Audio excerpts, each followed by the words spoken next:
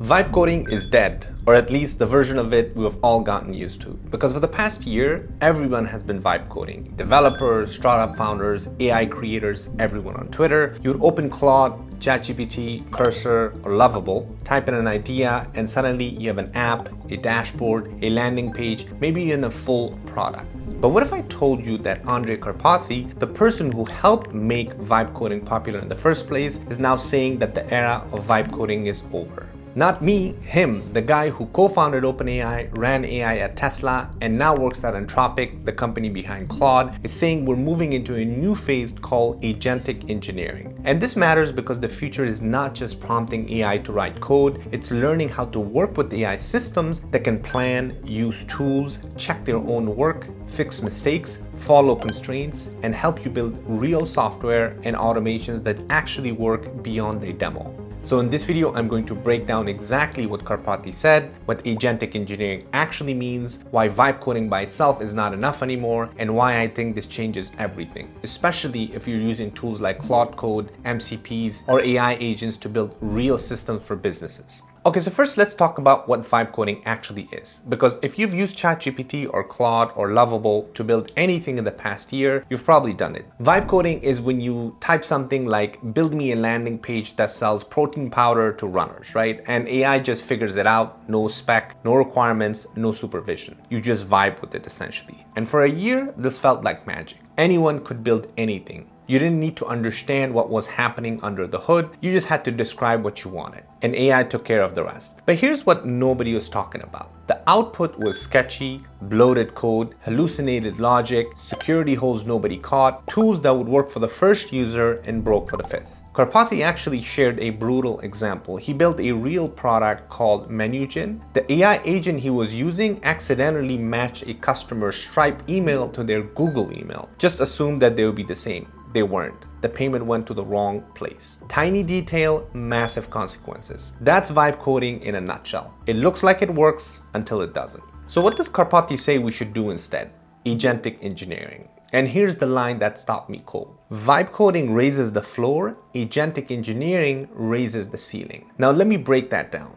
Because vibe coding raises the floor. This means that anyone can now build something. That's the democratization. But agentic engineering raises the ceiling, meaning professionals can now build something really good, reliable, secure, maintainable. Tools that don't fall apart the moment your fifth customer signs up. His exact definition was, and I'm quoting here, coordinating fallible agents while preserving correctness, security, taste, and maintainability. And the line he kept coming back to throughout the entire talk was this: you're still responsible for your software. That's the whole talk in one sentence. The AI doesn't replace you, it gives you a team of interns. And like any team of interns, if you don't give them clear instructions and supervise their work, they're going to ship something embarrassing with your name on it. Karpathy actually broke this whole thing down in 3 eras of software. And once you see it, you can't unsee it. Software 1.0, which was humans wrote code by hand, decades of it, every line of every program manually typed. Software 2.0,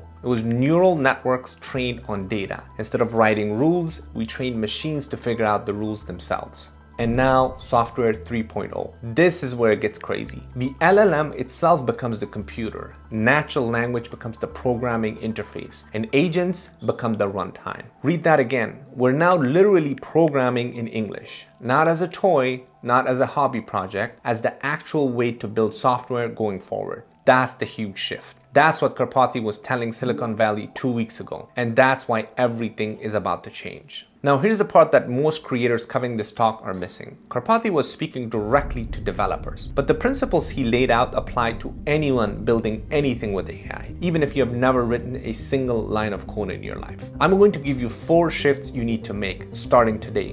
1. Stop vague prompting. Start writing clear specs. Don't say make me a marketing plan. Say produce a 5-page marketing plan for a B2B SaaS company targeting healthcare clinics. Include audience personas, 3 ad headlines, and a 90-day content calendar. The more specific the spec, the better the output. Every single time. 2, stop trusting AI output blindly. Build evaluation loops. Before you ship anything that AI gives you, ask yourself, does this number make sense? Does this claim match reality? Did it hallucinate anything? Those 5 seconds of checking save you from looking like a fool in front of the real client. 3, stop trying to one-shot complex projects. Break them into supervised steps. If your project needs 5 things, don't ask AI to do all 5 of them at once. Step 1, review. Step 2, review. That's literally what coordinating fallible agent means. 4, stop chasing speed. Start chasing quality. Speed is what got us vibe coding in the first place. Quality is what's going to define the next era. That's the framework. And here's what's wild. When I started looking at my own work through this lens, I realized I'd been applying these exact principles for months now. Let me show you what I mean. About 4 months ago, I built something called a GEO audit tool. Now, GEO stands for Generative Engine Optimization, basically SEO for AI search engines like ChatGPT, Perplexity, and Google AI overviews. I didn't vibe code it, I wrote detailed specifications. I broke it into coordinated subagents, I set quality bars and scoring methodologies. I built it to produce structured, professional PDF reports. Then I pushed it to GitHub. And now it has 7,500 stars from developers from all over the world. Now think about that for a second. Developers, the exact audience Karpathy was speaking to at Sequoia, looked at what I built and started. Now, they didn't start it because of marketing. They didn't start it because of social media. They started because the architecture was clean, the agents had defined roles, the quality bar was real. And here's the thing.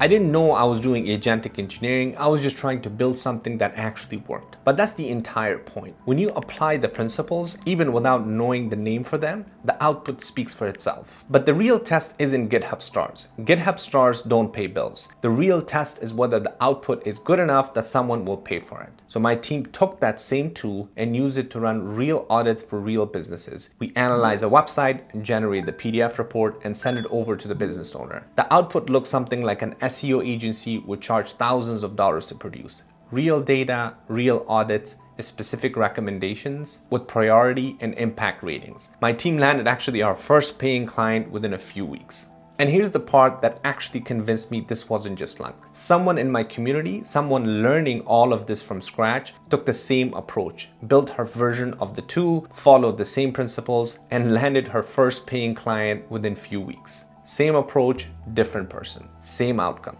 That's when it clicked for me. This isn't about being a developer. It's not about being a marketer. It's about applying these principles correctly. And when you do, the results are repeatable. That's exactly what Karpathy was pointing at. The people winning in AI from here forward aren't going to be ones who can prompt the fastest. They're going to be the ones who can architect AI agents the best. So then how do you actually start doing this in your own work? Pick one project. Don't try to build an empire. One specific problem you want to solve with AI. Write the spec like you're handing it to an intern who's never met you. What does success look like? What's the output format? What can go wrong? What can't go wrong? Then break it into pieces. Don't ask AI to do the whole thing at once. Step 1, supervise. Step 2, supervise. Step 3, and before you ship anything, evaluate. Does it match reality? Would you put your name on it? Would you send it to a paying client? That's it. That's agentic engineering applied to real life. Whether you're building tools, writing content, doing research,